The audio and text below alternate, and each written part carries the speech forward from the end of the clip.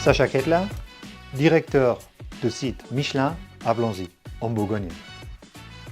Julie Tezet, cofondatrice avec Laetitia Legrand de l'agence de communication créative Billy Blue basée à Dijon.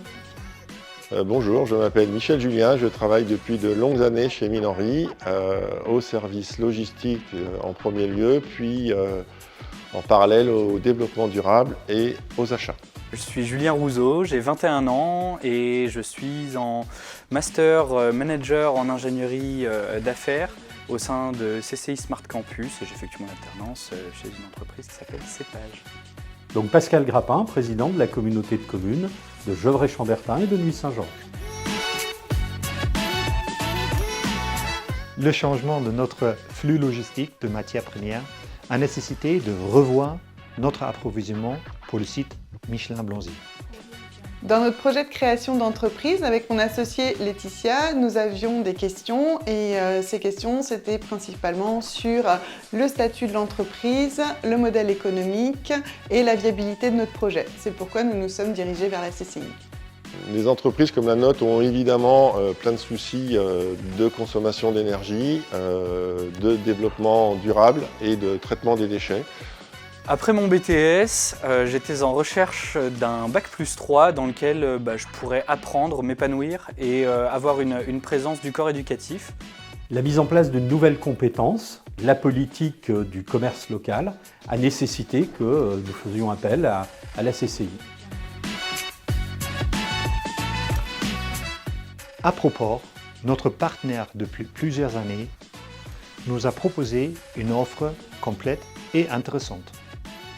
Première chose, un transport multimodal depuis les ports de Fos et du Havre, un stockage à Mâcon et une livraison sur le site. La CCI nous a permis d'avoir un accompagnement sur une durée de 9 mois, durant lesquels nous avons rencontré lors de plusieurs rendez-vous divers conseillers avec chacun une expertise différente, ce qui nous a permis en fait de travailler le projet dans sa globalité avec l'étude de marché et la concrétisation de l'entreprise. Alors, la CCI nous a proposé plusieurs solutions.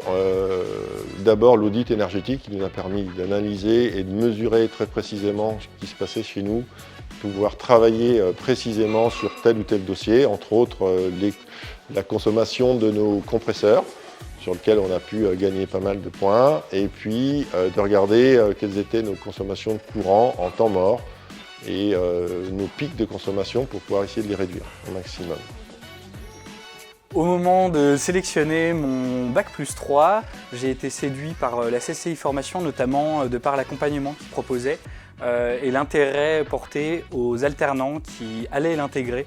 Donc c'est ce qui a motivé ma décision.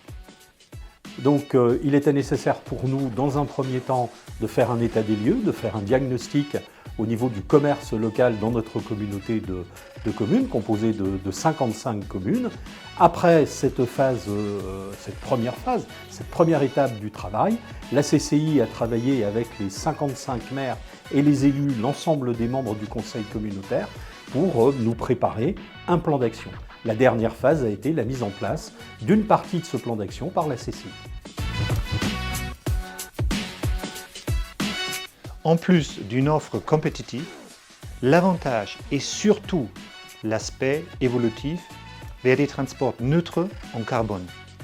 Je vous assure, la décarbonisation sera un facteur clé de durabilité de l'industrie en France. Et à propos, au sein de la CCI Métropole Bourgogne, avec ses équipes engagées, a tous les atouts pour réussir ce défi avec nous. Les actions commencent à payer dans certains endroits, mais on est encore loin d'avoir terminé tout ce qui a été proposé. Il y a plein d'actions qui vont être très très longues à mettre en place, mais c'est parti et on avance et on a déjà des résultats un petit peu. J'ai été aidé par la CCI qui a communiqué mon CV à différentes entreprises et c'est donc grâce à elle que j'ai pu obtenir un poste pour mon alternance. J'ai envie de dire, moi, quand j'ai un problème d'électricité, je vais voir un électricien. Quand j'ai un problème de commerce, je vais voir la CCI. Alors de façon un petit peu plus sérieuse et de façon très, très pragmatique, je n'ai pas la prétention de croire que dans les communautés de communes, nous sommes en capacité de tout faire, que nous savons tout faire. Et à un moment donné, si on veut réussir, il faut être capable d'aller chercher ceux qui savent faire.